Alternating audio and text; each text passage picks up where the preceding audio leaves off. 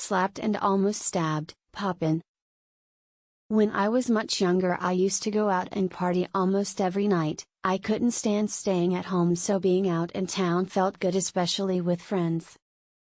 We would go bar hopping, and one of the pubs that we frequented was called Poppin'.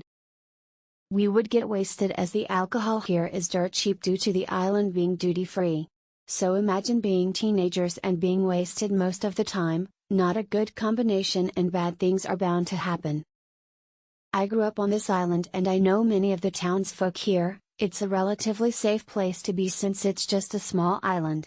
You could literally leave your car doors unlocked and no one would steal your car.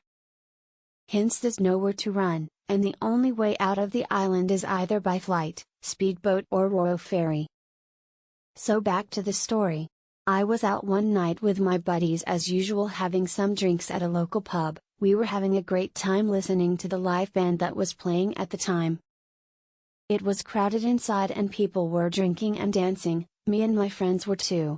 My friend's name is Steve. Steve and I were close and I knew him since he was in high school. At the time I was in my early 20s.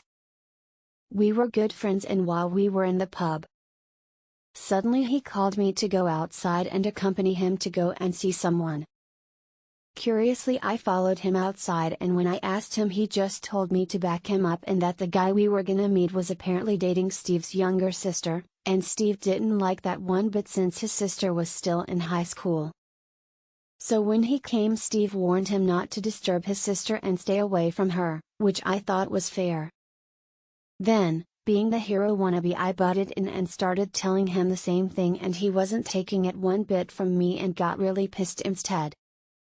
He said that I was going to regret opening my mouth and just walked off. We went back inside and I started calling friends, telling them that a fight was going to go down, as I knew that guy was going to call his friends as well. About 15 minutes passed and I got called out, and this guy had brought about 15 to 20 guys and they surrounded me and Steve. Then this guy's uncle pulled me aside and slapped me, saying that I was a dead man. I tried to fight back, but then he did something that really shook me up. He brandished an army knife from his back jeans. The kind that had those teeth-like texture at the back end of the blade, the kind that could literally be used to pull your guts inside out. Yeah, it was that kind of knife. I froze and didn't know what to do, as he was holding onto my t-shirt with one hand and had a knife on the other. Immediately I thought to myself, OWH shit, I'm gonna get stabbed and probably killed tonight. So much was racing through my mind and I couldn't think. According to Steve, most of these guys had weapons on them. One of them even broke beer bottles and was holding up the sharp broken glass ready to hurt us. Then out of nowhere my brother-in-law came screaming, saying that he was a cop and that backup was coming if they didn't settle it there and then.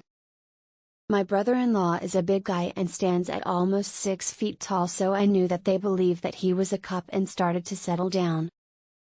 The guy that was dating Steve's sister still wasn't satisfied and wanted to fight me one-on-one. At first I denied him, but after he kept asking I just said yes. Luckily he didn't go through with it and just settled with a handshake. He told me not to go after his uncle and wanted to really settle. I agreed, since this was such a small island and you would meet the same people all the time. I went home after that, as I had enough for the night, and that incident shook the alcohol out of me and sobered me up. I still saw that guy and his knife-wielding uncle a couple more times when I was out in town, but we just nodded to each other and never had problems with one another ever since. So that's my story of the time I almost got stabbed and probably killed by some random guy's uncle, just for butting in their conversation, which was none of my business in the first place. And that's the reason why I no longer favor going out to drink till you can't think straight. It's better to stick to herbs instead, and just chill at home.